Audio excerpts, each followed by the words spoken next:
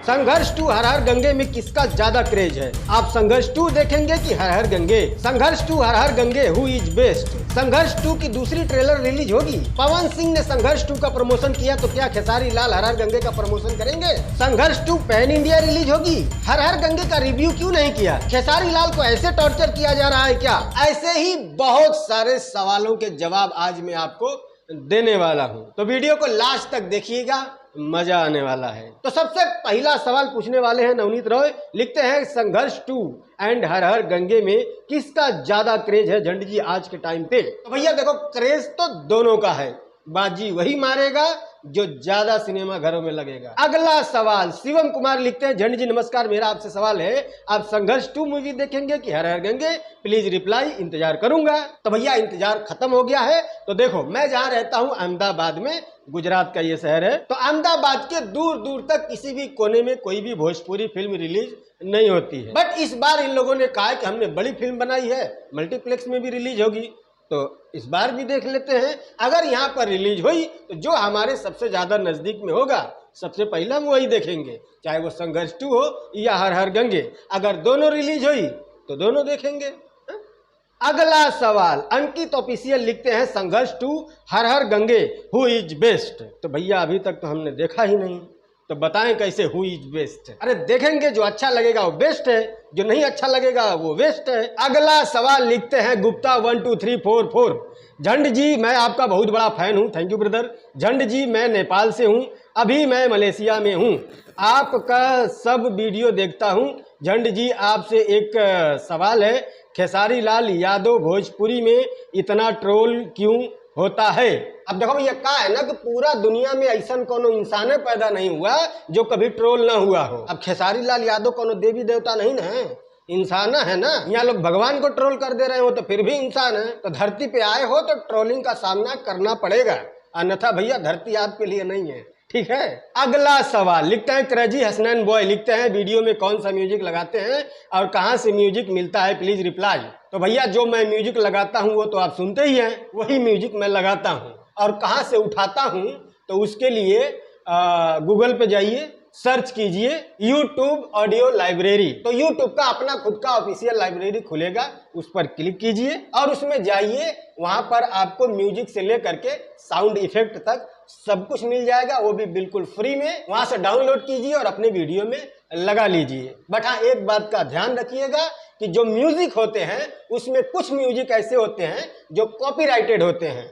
Copyright का मतलब copyright strike नहीं आएगा, आपको कॉपीराइट क्लेम आ सकता है। तो उसके लिए आपको क्या करना होगा कि YouTube पर सर्च कीजिए कि कौन सा म्यूजिक कॉपीराइट फ्री है और कौन सा म्यूजिक पर कॉपीराइट क्लेम आ सकता है। YouTube पर हजारों लोगों ने वीडियो बना रखे हैं, किसी का एक का भी देख लीजिए, आपको समझ में आ जाएगा कि कौन सा वहां से डाउनलोड करना है और कौन सा डाउनलोड नहीं करना है। अगर आपने गलती से कॉपीराइटेड म्यूजिक भी उठा लिया तो भी डरने का कोनो जरूरत नहीं है, खाली क्लेम आएगा, वो भी अगर उनके कहे मुताबिक आपने काम नहीं किया तो उनका कहना यह है कि हमारे म्यूजिक का जो लिंक है वो अपने वीडियो के डिस्क्रिप्शन में डाल दीजिए, उसके बाद क्लेम नहीं आएगा। अगला सवाल लिखने वाले हैं SRB यादव, लिखते हैं झंड जी संघर्ष 2 की दूसरी ट्रेलर रिलीज होगी, दोबारा ट्रेलर 2 रिलीज करना ठीक रहेगा क्या? क्योंकि ऑलरेडी मूवी का बेस्ट क्लिप टीजर में ट्रेलर में दिखा दिया गया है, फिर ट्रेलर 2 आना चाहिए या नहीं?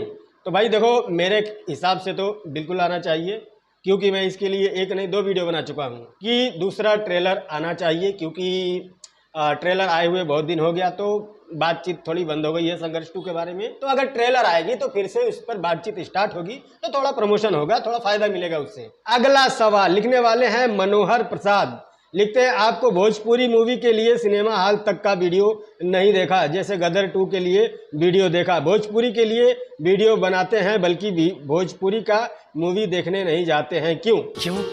भैया क्या है कि भोजपुरी मूवी देखने के लिए सिनेमा हॉल में लगना भी तो चाहिए, 4-5 थिएटर में लगता है, वो भी बिहार में, मैं जहाँ रहता हूँ यहाँ तो लगता नहीं है, तो कहाँ देखें? अब एक फिल्म देखने के लिए मैं गुजरात से बिहार जाऊं? अगला सवाल ऑल इन वन एक्सप्लोर, लिखते हैं आप इतना ईमानदार अपने काम के प्रति कैसे हैं? आप काम में ना धर्म देखते हैं, ना जाति, ना व्यक्ति विशेष को, आप कुछ नहीं देखते हैं, सिर्फ कलाकार की मेहनत और काबिलियत के अलावा, और आप पूरे परफेक्ट और सच्चाई के साथ वीडियो कैसे बना लेते हैं बिना चमचई किए। वैसे मैं भी गुजरात के सूरत में रहता हूँ, मिलिए कभी, आपका बड़ा फैन हूँ। अभी हम चलने में असमर्थ हैं, नहीं तो हम अहमदाबाद आके मिलते। तो भाई देखो, सबसे पहली बात यह है कि जो भाई ये चमचई उमचई वाली लोग वीडियो बनाते हैं, वो लोग कितने साल से बनाते हैं? मैं उनसे बहुत बाद में आया हूं और उनसे बहुत आगे हूं। तो अगर कोई किसी की चमचई करता है तो उससे सिर्फ उसके ही फैन जुड़ेंगे जिसकी वो चमचई करता है, और जो सबकी बात करता है उससे सबके फैन जुड़ेंगे ना। तो चमचई करने में फायदा है कि निष्पक्ष रहने में फायदा है? तो मैं निष्पक्ष हूं तो मुझसे सबके फैन जुड़े हैं। ऑल इन वन जितने भी सुपरस्टार हैं भोजपुरी में, सबके फैन थोड़े बहुत मुझसे जुड़े हैं ना। और मेरा व्यूज भी उनसे ज्यादा आता है जो लोग चमचई करते हैं।